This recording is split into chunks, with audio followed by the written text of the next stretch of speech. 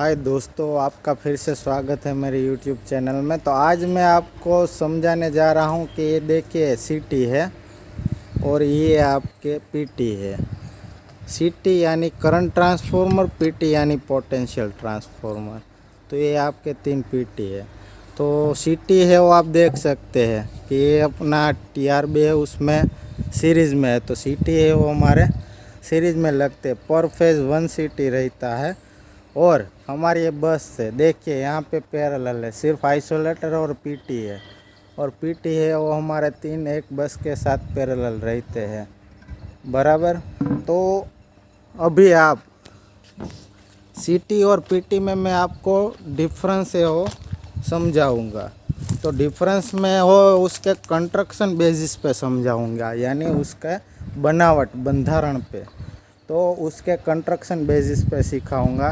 तो अंदर उसका कंस्ट्रक्शन बेसिस होता है, उस पर डिफरेंस मैं आपको सिखाऊंगा। तो सीटी और पीटी उसके बीच क्या अंतर होता है, आपको कई क्वेश्चन पूछे जा सकते, इंटरव्यू क्वेश्चन भी आता है, आपके दिमाग में टेक्निकल क्वेश्चन भी आता है कि ये दोनों है, उसके बीच में अंतर क्या है। सीटी की जगह आप पीटी को नहीं यूज़ कर सकते और पीटी की जगह आप सीटी को नहीं यूज़ कर सकते। तो क्यों नहीं कर सकते, तो उसके बीच में ऐसा कौन सा अंतर है या कौन सी ऐसी टेक्निकल है तो प्रॉब्लम तो आप ये यूज़ नहीं कर सकते। तो उसके बीच में उसके अंदर और कोई डिफरेंस नहीं है। देखिए, आप कंस्ट्रक्शन बेसिस पे बात करेंगे तो उस पर भी बार टाइप की प्राइमरी होती है, सिलिंड्रिकल उसका इंसुलेटर होता है, उसके अंदर कौन टाइप की है वो कोर होती है, और सेकेंडरी में वाइडिंग ही रहता है। और डायरेक्टली यहाँ पे टेपिंग कनेक्शन लिए गए होते हैं उसके टर्मिनल बॉक्स में। तो सीटी और पीटी का कंस्ट्रक्शन सेम रहता है, तो उसके बीच में अंतर क्यों है कि हम सीटी को सीटी की ही जगह और पीटी को पीटी की ही जगह हम यूज़ करते हैं। तो उसके बीच में कौन सा अंतर है जो कि उसको अलग करता है। तो आज मैं आपको बता दूं कि सीटी है वो करंट को मेज़र करता है, पीटी वोल्टेज को। तो उसके बीच में अंतर सीखने के लिए आपको पहले वोल्ट मीटर और एमीटर को लेना होगा। तो वोल्ट मीटर और एमीटर, तो आप कोई भी सर्किट को ले लें। तो मान लीजिए कि सर्किट में लोड होता है और सोर्स होता है। तो लोड के अनुसंधान पे उस पे है वो एम्पियर ग्लो होगा अपने ओम्स के नियम से, कि किसी भी निश्चित भौतिक परिस्थिति में कोई भी लोड को आप सोर्स से जोड़ेंगे तो उसमें से जो भी सर्किट में से जो भी करंट ड्रॉ होगा और उसके जो वोल्टेज है सर्किट के, उसके जो मल्टीप्लिकेशन यानी उसका गुणोत्तर है वो आपका अचड़ यानी कांस्टेंट रहेगा। तो और कांस्टेंट है उसको हमने रेजिस्टेंस के थ्रू पाया है, तो वो ओम्स लॉ कहता है। तो जो भी रेजिस्टेंस है वो 4 पैरामीटर्स पे ऊपर डिपेंड करता है। एक पैरामीटर है उसका मटेरियल, कि कौन सा मटेरियल है, क्योंकि मटेरियल है वो उसकी जो भी अणु परमाणु संरचना है उस पर डिपेंड होता है। इसके फ्री इलेक्ट्रॉन्स पे आभारी है अपना मटेरियल का रेजिस्टेंस। तो उसमें पहला फर्स्ट पैरामीटर है कौन सा मटेरियल है वो। दूसरा पैरामीटर है उसकी लेंथ, उसकी लेंथ बढ़ेगी तो उसके जो भी अणु परमाणु संरचना है वो ज़्यादा होगी, तो उसमें फ्री इलेक्ट्रॉन्स ज़्यादा होंगे और अपने जो भी वोल्टेज है और करंट है उसको ड्रॉ होने में आसानी होगी। ये हम एक उदाहरण से देखें तो आप मान लीजिए कि 2 किलोमीटर जा रहे हैं तो आपको खड्डे कम आएंगे। आप 5 किलोमीटर जाएंगे तो उस पर आपको रेजिस्टेंस यानी कि खड्डे ज़्यादा आएंगे। तो आपकी लेंथ बढ़ेगी तो आपका रेजिस्टेंस है वो बढ़ेगा, जो कि एक है वो उसके समचलन यानी कि उसके डिपेंड होता है। तो रेजिस्टेंस आपकी कंडक्टर की लेंथ बढ़ने से उसका रेजिस्टेंस है वो बढ़ेगा। और तीसरा पैरामीटर है उसका क्रॉस सेक्शन एरिया, उसको हम स्मॉल ए की तरह भी दिखाते हैं।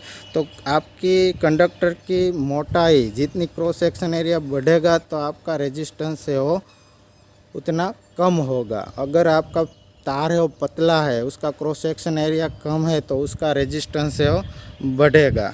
तो आपका उसमें क्रॉस सेक्शन एरिया है वो भी डिपेंड है रेजिस्टेंस के ऊपर। तो रेजिस्टेंस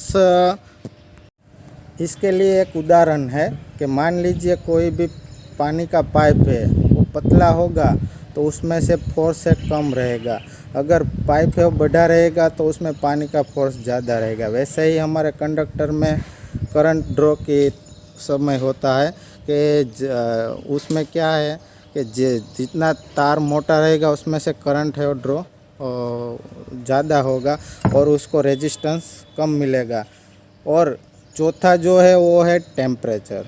टेम्परेचर पे भी डिपेंड रहता है, लेकिन हम क्या है कि जब भी अपनी टेक्निकल परिस्थिति में देखते हैं तो टेम्परेचर को हम निगलेक्ट करते हैं, यानी उसको हम बहुत कम लेते हैं, क्योंकि टेम्परेचर है उसका राइज और उसको हम थोड़ा कम लेते हैं कि भाई टेम्परेचर इतना घटता नहीं, ऐसा सोच के हम उसका गणित लेते हैं। तो अभी हमारे जो भी सूत्र है ओम्स लॉ के अनुसंधान पे, तो R is equal rho L upon है।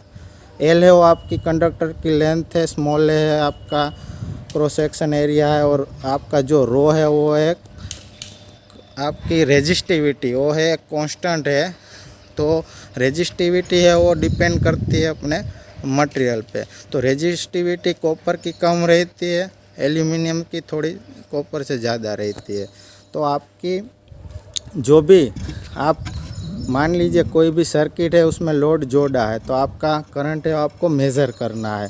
तो उसमें आप मान लीजिए कि कोई भी मीटर जोड़ते हैं तो उसमें क्या है वाइडिंग रहता है, तो वाइडिंग का रेजिस्टेंस है वो आपको कम रखना होगा करंट मेज़र करते समय, वरना क्या है वही जो आप इंस्ट्रूमेंट जोड़ रहे हैं वो आपका लोड की तरह काम करेगा, तो वो भी कुछ कंजप्शन करेगा। लेकिन वहाँ पे है आपको एम्पियर मेज़र करने और वो आपकी सर्किट के करने हैं, तो वहाँ पे आपका लोड है वो तरफ के आपका मीटर लोड की तरह काम नहीं करना चाहिए, और आपके वहाँ पे एम्पियर है वो मेज़र करने हैं, तो उसका रेजिस्टेंस आपको कम रखना है। तो हम ये ओम्स के जो भी मैंने अभी सूत्र बताया उसके अनुसंधान पे एल है वो आपका प्रोपोर्शनल है और ए है आपका इन्वर्सली प्रोपोर्शनल है। तो आपको क्या है कि तार है वो मोटा और लेंथ है वो कम, यानी जाड़े तार की और कम टर्न्स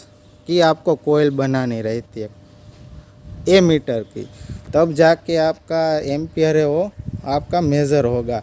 तो उसके वाइडिंग में क्या फ़र्क आया कि तार है मोटा और आपके टर्न्स है वो कम रखेंगे, तो कम टर्न्स की कोयल बनती है, तो उसके रेजिस्टेंस आपको कम रखना है। तो ये आपकी करंट कोयल की बात हुई। अब आप यही करंट कोयल है आप वोल्टेज मेजर करना है, तो आपके जो भी फेज़ और न्यूट्रल यानी रेफरेंस कंडक्टर के बीच में आप वोल्टेज मेज़र करेंगे। तो आप उसके बीच में जो भी आप मीटर लगाते, मान लीजिए मीटर लगाया है तो उसका रेजिस्टेंस तो कम है, तो शॉर्ट लिंक की तरह काम करेगा, आपकी जो भी सर्किट है उसको शॉर्ट करेगा, तो आपकी जो भी सर्किट है वो फेल होगी। तो ऐसा नहीं होने के लिए आपको वहाँ पे पूरे के पूरे वोल्टेज ड्रॉप होने चाहिए। तो पूरे के पूरे सर्किट के वोल्टेज ड्रॉप होने के लिए आपको उसका रेजिस्टेंस है वो एकदम हाई रखना है। तो हाई रेजिस्टेंस रखने के लिए यही सूत्र के अनुसंधान पे हम तार है वो बहुत ही लेंथ वाला, यानी कि टर्न्स है वो आपको बढ़ाने हैं, और तार है वो आपको पतला करना है, यानी पतले तार और ज़्यादा टर्न्स की आपको कोयल बनानी है। तो वो कोयल आप है बनाएंगे तब जाके आपका वो है वोल्टेज ड्रॉप वहाँ पे होगा और पूरा वोल्टेज आपको बताएगा। अगर आप यही वोल्ट मीटर एमीटर की जगह पे यूज़ करोगे तो वो लोड की तरह काम करेगा, वहाँ पे वोल्टेज ड्रॉप होगा सर्किट का, और आपके वो फिज़िकल एक्चुअल एम्पियर नहीं बताएगा। और एमीटर भी आप वोल्ट मीटर की जगह यूज़ कर सकते हैं, लेकिन वहाँ पे आपको शंट रेजिस्टर है वो आपको सीरीज़ में लगाना होगा, तो आपको कोयल का रेजिस्टेंस बढ़ाना होगा।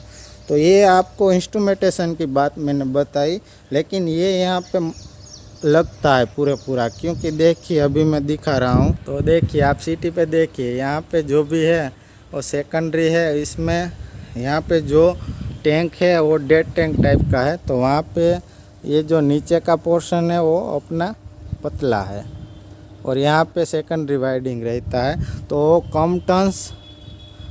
कम टर्न्स रहेंगे और तार है उसका मोटा रहेगा। और यहाँ पे आप देखिए फिजिकली, तो यहाँ पे इसकी डेड टैंक की जो भी टैंक है वो बड़ी है, तो यहाँ पे जो टर्न्स रहेंगे वो पतले तार के और ज़्यादा रहेंगे टर्न्स, तो यहाँ पे ये टैंक बड़ी है। तो ऐसे हमारे सीटी और पीटी पे कंस्ट्रक्शन पे डिफरेंस रहेगा।